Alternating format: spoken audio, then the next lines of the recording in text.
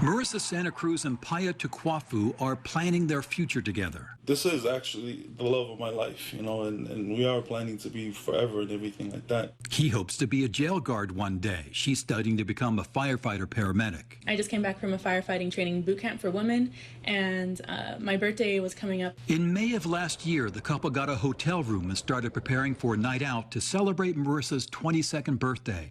They had music on, but after a noise complaint at 8:45 p.m., they turned it down. San Jose Police. Still, the police arrived and told the couple that the hotel would allow them to stay. I talked to them. I said, hey, if they agree to keep it down, there's no more noise complaints for the rest of the night, they agreed to let you stay. Several veteran law enforcement officials tell me that's where it should have ended. But an officer asked for identification, even though there was no indication a crime had been committed. Do you have any ID on you by any chance? What? Just, we came out here, dude. We got to ID everybody that we come in contact with. No, you don't. Yeah. The couple argued with the officers, but finally relented, going inside the room to retrieve their identification. I told you this could have gone Exactly. easy. Let's go. Let's get your ID and let's go. The officers call for backup. As 3 more officers and a sergeant arrive, Paya asks for his driver's license back. No, not right now. The officer tells the couple they now have to leave because they slammed the door. The agreement was that you would not violate the policies here. You slammed the door in our face. Are you You said kidding? you wanted the ID, right? Yeah. As Marissa and Paya began to pack, the sergeant told an officer to retrieve a riot gun from the patrol car. I have 40 mil. Want to go grab one real quick? Yep. Marissa and Paya aren't packing quickly enough for Sergeant Michael Pina. He urges them to hurry. I'm acting like you said. So- What the hell? So stop arguing, start packing, and let's Then go. shut the up and let me pack. Damn. Push up and tase this guy. Marissa hears the order to tase her boyfriend and rushes for the door. Just to put myself between the officers and my boyfriend, my Paya. I didn't want him to be tased because, I mean, he had nothing. I mean, cursing is not breaking any laws. Taser, taser, taser. After Marissa got tased, Paya told me he spotted the riot gun, aimed at her, and reacted. It was just jump on top of her. And protect her. And yeah, whatever it is that they're going to shoot her with or taser or whatever it was that they were holding, I was planning to take that. Paya got tased by 2 officers at the same time, shot with the riot gun, beaten with batons. Marissa jumped back up, and officers hit her repeatedly with batons and fired the riot gun at her. It shoots foam projectiles. That's one on the floor. Paya tells me this is the mark the riot gun left on him.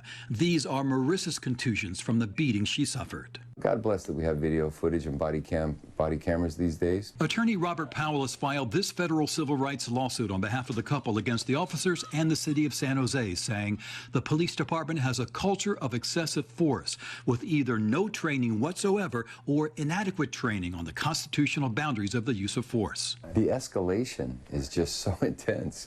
To go from you're talking to them and next thing you're tasing them? In fact, prosecutors declined to press charges in the case, saying the rapid escalation of force and the use of batons, tasers, made this a case that we did not think would result in a conviction at trial. This is why our sister Dr. Welsing said, and Neely Fuller said, if you don't understand racism and how it works, everything else is just going to confuse you. Nothing can be further from the truth. Black people are very, very, very confused dealing with white supremacy. You try to rationalize with something that is completely irrational. I want black people to understand this. The white supremacists are completely irrational, which is a tenet of white supremacy. White supremacy is all about being irrational. Being irrational is a design of white supremacy. It's supposed to not make sense to black people, because all you understand is that you're dominated. That's what you have to understand. See, black people don't really want to own up to that. Black people have to understand you're dominated by some demonic, irrational people who don't play by the laws and the rules that they present to you. This is the thing that keeps confusing you. Many Americans, when they think of a serial killer, will think of a glassy-eyed lunatic, a monster, someone who acts that way, someone who looks that way. And yet the typical serial killer is extraordinarily ordinary. He's a white, middle-aged man who has an insatiable appetite for power, control, and dominance. And he kills not for money or revenge, but because it makes him feel good, because he enjoys it, because he has fun with it. He likes the thrill, the excitement, the exhilaration that he gets from squeezing the last gasp of breath from his dying victim's body. He enjoys the suffering on the part of the victim, and he tries to make it slow and painful. It makes him feel superior to the extent that he makes his victim inferior. See, black people, innately, we understand courage, fairness, innately. Cosmetically, we learn sucker shit from the dominant society. We start taking on their characteristics. But there's certain things that we generally don't do as a part of black culture on our own. The white supremacists, by their nature, are cowards. For example, we've seen stories of white supremacists beating up suspects, getting black people, handcuffing them and beating them up, and they give each other passes. Family, when they do stuff like that, that's a cowardice that's not indicative to our nature. So we got to understand who we're dealing with. With black people, if you told somebody, hey, we just handcuffed a nigga and beat him up, you wouldn't get no points for that. You understand? You wouldn't get no points for that among other black people. Like, really? You handcuffed a nigga and beat him up? Yeah, we whooped that nigga's ass. He was handcuffed. He couldn't move. We beat him. Nigga, why'd you do that? That's looked upon as weak. That's a sucker move. You understand? So we think differently than the white supremacists. That's their deal. They have to take a win any way they can.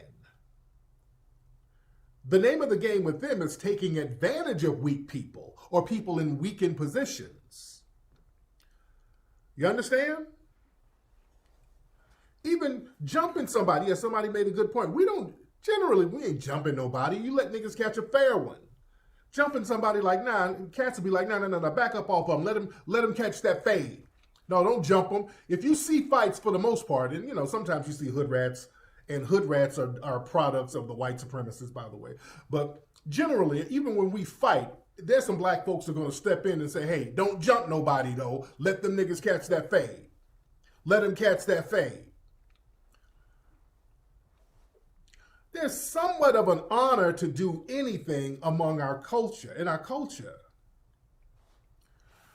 Being a coward is highly looked down upon. Harming somebody when they are at a systematic disadvantage is cowardly. But the white supremacists don't look at it that way. They need a system that cripples others in order for them to thrive. And then you've got celebs who believe that they are being repressed. Incels, sorry. Yes. Incels who believe they're being suppressed or repressed. Yes. And so as a result, to even the playing field. Yes. They convert the Stacys and Chads from living to dead, and to make so that we come out on top. Yeah. Paya got tased by 2 officers at the same time, shot with the riot gun, beaten with batons. Marissa jumped back up, and officers hit her repeatedly with batons and fired the riot gun at her. It shoots foam projectiles. That's one on the floor. Paya tells me this is the mark the riot gun left on him. These are Marissa's contusions from the beating she suffered. You know, how far this goes down the rabbit hole, I don't know, but I think the incel thing is going to be the determining factor as far as what army's going to win the war. Is the army, like which army has more incels? Yeah, are the incels going to join the militia, or the incels going to join the freaking idiotic, moronic, Jesus-less, and by the way, they're godless idiots that they created a new religion called Black Lives Matter. There's no religious premise to it at all. It's just worship the God of Black Lives Matter. That's what's crazy about it. Yeah. That the BLM has no tradespeople. You know, all the BLM people are useless pickaninnies. They're all college. They're either they're either minorities or they're white kids with no technical skills. The militia has people that are plumbers, that are doctors, that are air conditioning mechanics, that are tradesmen. I mean, there's just no comparison between who's got the real power. In fact, prosecutors declined to press charges in the case, saying the rapid escalation of force and the use of batons, tasers, made this a case that we did not think would result in a conviction at trial. The militia has people that are plumbers, that are doctors, that are air conditioning mechanics, that are tradesmen. I mean, there's just no comparison between who's got the real power. It's just a matter of, do people have the will to fight back? Do you follow what I'm saying? Am I only a God nearby, declares the Lord, and not a God far away? Who can hide in secret places so that I cannot see them, declares the Lord? Do not I fill heaven and earth, declares the Lord? And when you see these towns, and when you see these thugs being thrown into the back of a paddy wagon, you just see them thrown in, rough. I said, please don't be too nice. I get a depth of information. I ask questions other people won't ask. Cop says, knock down, drag out, fight, cuffed them and stuffed them. Finally get home at the end of the shift, and cop says, gunfight, bad guys down, I'm alive. Finally get home at the end of the incident, and they all say, the best sex I've had in months. Both partners are very invested in some very intense sex. But there's not a whole lot of perks that come with this job. You find one, relax, and enjoy it.